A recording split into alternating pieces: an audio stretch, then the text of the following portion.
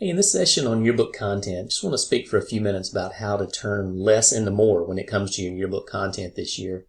Certainly every school has had COVID impacts this year. It's led to fewer activities and fewer events, and this meant fewer pictures, and it's created somewhat of a content vacuum. And so with these realities, there's really been an emphasis on how to apply some photo effects and some text treatments to give maximum impact to the elements that you do have. So in addition to the normal goal for elements to be visually engaging and to create reader entry or focal points, one strategy this year has also been to use fewer but expanded elements to fill space. So let's look at a few examples.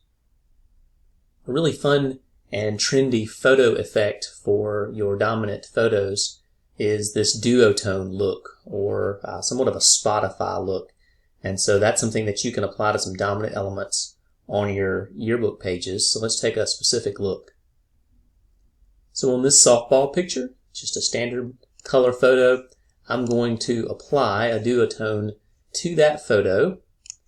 So in this case, I'm going to choose this fire red, and I'm going to colorize it at about 85%. And now we've turned that color photo into this duotone photo for a dominant photo. Another variation on the duotone is a duotone with transparency. So in this example of a black and white photo that has a duotone box transparent over it and then an overlay of text. So let's see how that could look on a yearbook page. So I've taken that same photo and I've just adjusted it to be black and white. And then I took a regular shape box and I made it a color. And I've added transparency to that and then overlaid a text box. So now we get the effect of the duotone on the black and white with the color and an overlay of text. Another variation can come into effect when you have a situation like this one, where the idea was maybe to have multiple photos, but maybe because of the situation, you don't have those three photos. So still using kind of the duotone effect, this is an example of an angled look. So I took that same photo and added it into one of these angled boxes. So in your yearbook program, when you add your photo boxes, you would just choose the angled photo box option. And then in this one, I put the original photo, and then in the two subsequent boxes, I just added a duotone overlay to those. So in this case, again, in this space is where you would have maybe ideally had three pictures, but maybe you only have one photo. So this is a way to use what you do have to fill that space using that duotone look. In addition to the angled variation, there's also what's called a stacked variation. So as you can see in this example, I've got a single picture, but a duplicate is used with the duotone, and so you're able to get more space filled with fewer pictures. So let's see how that could be done on a yearbook page as well. So here's a module on a page that was going to have 4 photos. Again, let's say the scenario is you don't have 4 photos. Maybe you just have 1 photo. So in this example, I've taken that same photo and I've created a duplicate times 2, and then I did the cutout background on those as well. So it's 1 photo used in such a way that I have it 3 times, and each one is a duotone, and each one's a little larger than the one beside it. That gives it that stacked feel with the cutout background. When it comes to some special text treatments, there are a few I wanted to share with you today as well. So in this magazine example, you can see that you got big letters, adding some transparency into that text to show through to the photo. So here's how that could look in your book. So on our dominant photo, I've taken whatever my headline is going to be, and I've made that really dominant text, and then I've added 2 kind of special effects to that.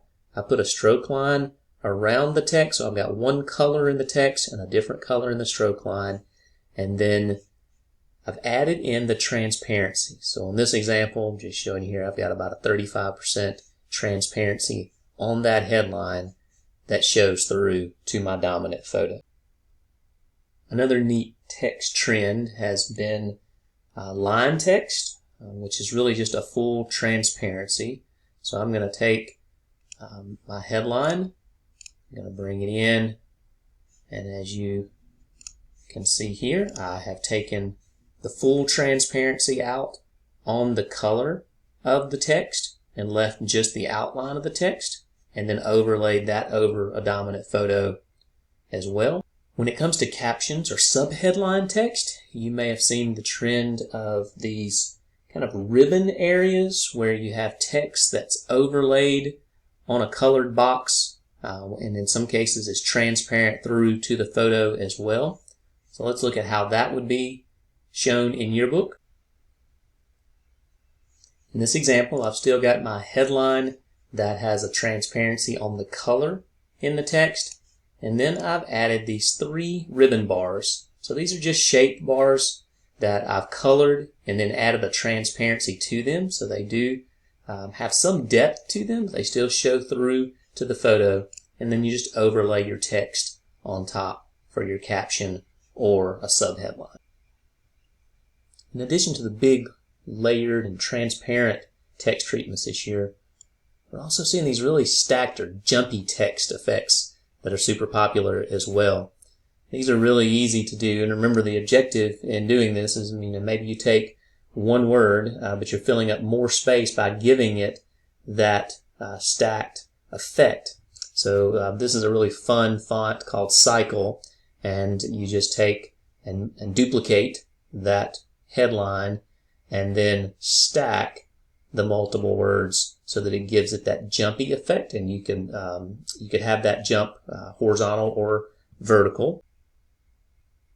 And here's just another example. Instead of using a decorative font, this is just a very basic thin sans serif font, but with that same kind of stacked look, and this one has more of an offset look instead of just the vertical stacked look.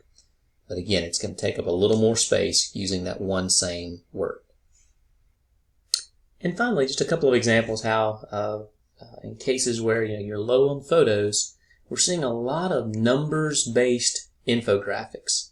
So this is an example of one that was a module on a page about mask, and you can see here they ask some questions and use numbers in the infographics. So for example here on what kind of mask, reusable masks come in a variety of patterns, which makes them the most popular by far. They did a survey and there's the large number of the 79%. Students usually or always wore a mask 97% of the time. And so again, large percentages, numbers used in infographics. And obviously you're noticing here what this did not require, which was a photo. And then on that same spread, there was this really fun Q&A on is there any comfort in a mask? And they asked the students to rate these on a scale of 1 to 10.